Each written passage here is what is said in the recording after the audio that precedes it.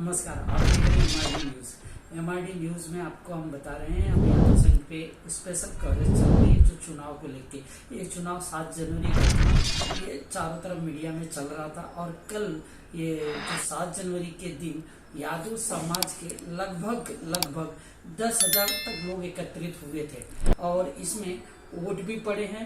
और इसमें coverage area जो है देखा जाए तो मुंबई के चारों कोने के तरफ से लोग आए थे। यहाँ तक कि न्यू मुंबई थाना और के लोग भारी मात्रा में उपस्थित थे। इसके साथ साथ सबसे बड़ी देखने को मिली कि नासिक के भी लोग आए थे, पूना के भी लोग आए थे। यानी मोटा मोटा मिला के बोला जाए तो 10,000 के आसपास लोग यहाँ पे एकत्रित हुए थे।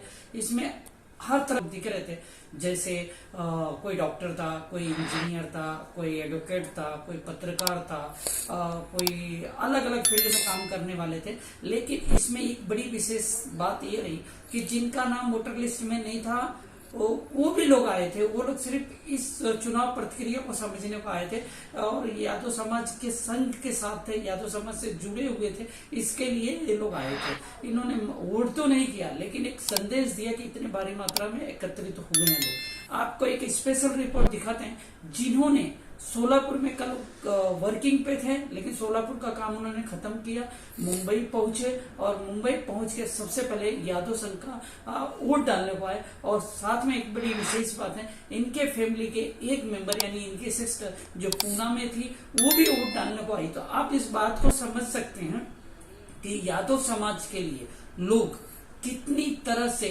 प्रोत्साहित होके और इस समाज के लिए वोट डालने के लिए आए थे। चलिए आपसे मिलाते हैं विनय यादव जी से। नमस्कार। इस समय हम एगुराज विद्यालय के सामने खड़े हैं और एगुराज विद्यालय पे सभी लोग आ रहे हैं, हर तरह के समाज के लोग आ रहे हैं, समाज सेवक आ रहे हैं, डॉक्टर आ रहे हैं, इंजीनियर आ रहे हैं, जितने यादव समाज के लोग हैं सारे लोग अपने अपने वोट देने के लिए आ रहे हैं। ये संस्था बहुत पुरानी है और इस पर बाकायदे विचार रखने के लिए ये आज सोलापुर थे और सोलापुर से सिर्फ बॉम्बे में यादव समाज को वोट देने के लिए और यादव समाज के लिए उतनी लंबी यात्रा करके आए हैं। हम उनसे आपसे बात कराते हैं। विनोद जी, बहुत बहुत धन्यवाद। मैं विनय यादव, मुझे बहुत गर्व हो रहा है। मैं श्री कृष्ण के वंश में जन्मा हुआ व्यक्ति हूँ और आज हमारी यादव समाज, इस यादव संघ की जो स्थापना है 1927 में की गई थी और 1972 में इसे रजिस्टर्ड किया गया था। अगर 1972 से आज की तारीख आप देखें 2024 तो 52 साल का एक समय, लंबा समय व्यतीत हो गया है। इस लंबे समय में हमने क्या किया, यादव समाज ने क्या किया, इसने क्या प्रगति की, ये कहाँ पहुँचा। हम व्यक्तिगत तौर पे तो हमने सभी लोगों ने अच्छी प्रगति की। हम सभी लोगों ने बिजनेस में, एजुकेशन में हमने बहुत बढ़ोतरी की है। पर एक समाज के तौर पे हमें जो छलांग लगानी चाहिए थी वो शायद हम नहीं कर पाए हैं। अन्यथा हमारे बाद में आए हुए मुंबई में, महाराष्ट्र में, पूरे देश से, हिंदुस्तान के कोने कोने से कई समाज के लोग, कई राज्यों के लोग आए जिन्होंने यहाँ आके अपनी नींव गाड़ी, इन्होंने स्कूल बनाए, संस्था बनाए, अपने समाज के लिए बहुत कुछ किया। पर यादव समाज जो है, हमें ऐसा लगता है कि ये जो मौका है, ये जो प्लेटफॉर्म है, यादव समाज को अब प्रगति की तरफ देखना चाहिए। व्यक्तिगत तौर पे, पॉलिटिकल तौर पे इन सब बातों को छोड़कर हमें समाज को एकीकरण के हिसाब से आगे बढ़ के प्रगति की तरफ देखें, ताकि हम जो 52 सालों में सिर्फ शायद एक स्कूल में सिमट के रह गए यादव समाज। जी आपको रोकना चाह रहा हूँ, ये हमारे यादव समाज की धरोहर तो स्कूल है, लेकिन स्कूल के अलावा जो अन्य समाज होते हैं जिन्होंने हॉस्पिटल भी दिया, बराबर है, इंस्टीट्यूट भी दिए, बड़े बड़े इंस्टीट्यूट, मेडिकल कॉलेज, लेकिन ये यादव समाज ने सिर्फ एक स्कूल है और इसी की आपसी खींचातानी में अभी तक रह गया। यही तो कह रहा हूँ, अगर ऐसा नहीं होता तो हम आज विकास के तौर पे होते हैं, हम प्रगति होते। आज यादव समाज का स्कूल न होते हुए भी कॉलेज होता, मेडिकल इंस्टीट्यूट होते, इंजीनियरिंग कॉलेज होती, हमारा यादव भवन होता इस मुंबई में। और सबसे बड़ी बात, जब भी कोई इलेक्शन होता या कुछ होता, हम यादवों की गिनती होती, हमें भी अलग से इनवाइट किया जाता।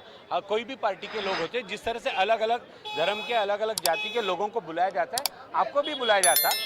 तो हम लोग वो अपना बलबूती, वो मजबूती बना ही नहीं पाए। हम अपना अस्तित्व व्यक्तिगत तौर पे तो रखे, पर सामाजिक तौर पे हमें जो हमारा विकास होना चाहिए था, अस्तित्व चाहिए था मुंबई में, शायद हम नहीं बना पाए। वरना हमारा एक यादव भवन होता, यादव इंजीनियरिंग कॉलेज होता, यादव मेडिकल कॉलेज होता, और हर किसी सामाजिक पे या सरकारी मीटिंग जब बम्बई की होती तो यादव समाज के लोग उसमें बैठे हुए दिखाई पड़ते, और हमारे समाज के लिए जो कुछ ज़रूरत होती, उसकी प्रगति के लिए, विकास के लिए, उनके बच्चों के लिए, यहाँ जो सालों साल से हम रह रहे हैं, हम अभिन्न अंग बन गए बम्बई का, उसके विकास के लिए हम अपने 4 शब्द उस सरकारी मीटिंग में या वहाँ हम रख पाते और अपना विकास कर पाते। अच्छा, एक और चीज़ पूछना है जो सुन के बड़ी खुशी लगी, और जो भी व्यूवर्स देख रहे हैं उनको ये बताना चाहती हैं, आपकी सिस्टर भी पूना से चल के जी, सिर्फ वोट देने के लिए आई। आज हम लोग अपने अलग अलग कामों से हर जगह पे व्यतीत थे, सिर्फ वोटिंग के लिए। मैं कल सोलापुर में था, मेरी बात हुई, अपने यहाँ से जो प्रत्याशी थे बहुत सारे लोग जुड़े हुए थे, हमारे रिश्तेदार हैं, दोस्त हैं, सभी बोले कि इसमें आना चाहिए था। तो मैं कल सोलापुर से रात में निकला हूँ और हम लोग यहाँ सवेरे पहुँचे।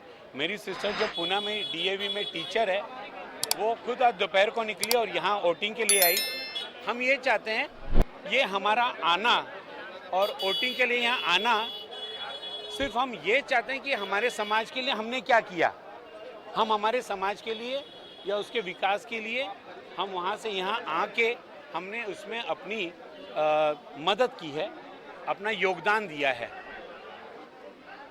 अभी एक लास्ट हुआ जी, जाते जाते 5 बजे इलेक्शन खत्म हो जाएगा जी, यादव बंधु जो भी एकत्रित हुए हैं जी, और इतनी भारी संख्या में एकत्रित हुए हैं, जी। उनको एक छोटा सा संदेश क्या देंगे? मैं यही संदेश दूंगा, कोई भी जीते, किसी भी पैनल का जीते, पर आज के बाद अगर आप सभी यादव समाज के विकास के लिए, यादव समाज की उन्नति के लिए और हमारी नई नई चीज़ें जो आज समाज में आई हैं उसको लागू करके हम किस तरह से डेवलप करें, हम किस तरह से बढ़ें।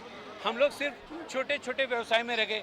अधिकतर लोग जब उत्तर भारतीय या अगर हम दूसरी भाषा में भैया कहें, ऐसे बोला जाए, तो लोगों के नज़रों के सामने आता है केला वाला, पानी पूरी वाला या ऐसा। अरे भैया, हम ऐसे नहीं हैं, हम बहुत आगे हैं, हम बहुत आगे, पर व्यक्तिगत तौर पे हैं। पर व्यक्तिगत तौर पे जहाँ जहाँ हम आगे हैं, हम सब अगर मिल के एक साथ आए ना, तब हम बम्बई में अपना अस्तित्व दिखा सकते हैं। और आज के इलेक्शन के बाद जो भी जीते, जो भी आ रहे, अगर हम इसी तरह जिस तरह से आज एकत्रित हुए हैं, अगर हम एक हो चलेंगे तो आने वाले 4-5 सालों में जो जो चीज़ें मैंने आपको बताई कि हमारा स्कूल, कॉलेज, टेक्निकल कॉलेज या यादव भवन, क्यों नहीं है यादव भवन आज तक हमारा, सही बात, वो होना चाहिए। और ये हो जाए तब मैं कहूँगा कि मेरे सभी यादव समाजों के लिए बधाई के पात्र होंगे। एक अंतिम सवाल आपसे, ये चुनाव तो खत्म हो जाएगा, बराबर है, चुनाव का ऐसा सिस्टम है कि साल भर के बाद वापस चुनाव होगा यहाँ पे, ठीक है।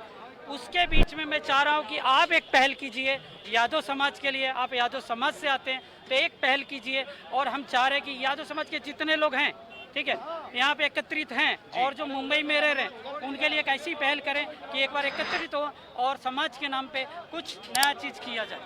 जी बिल्कुल, आज के बाद से जो आज सब हम एकत्रित हुए हैं, पिछले 11 साल के बाद हम वोटिंग के लिए जमा हुए हैं। शायद यही एक बुरी चीज़ थी, हमारे पास जो मौका है, हम वो मौका अपने झगड़े में, आपसी झगड़े में, व्यक्तिगत स्वार्थ में, उसमें हम अपना जो है, हम अपना समय खराब कर लेते हैं। लेकिन आज के बाद मैं इतना वचन देता हूँ कि अगर इस यहाँ जो भी पार्टी जीतेगी या जो भी पैनल जीतेगा, मैं उनके साथ मदद करके यादव समाज के लिए कहाँ से क्या कर सकता हूँ और किस किस विभाग से मैं मदद ला सकता हूँ, इसके लिए मैं पुरजोर कोशिश करूँगा और उनकी हर कदम पे मैं मदद करूँगा।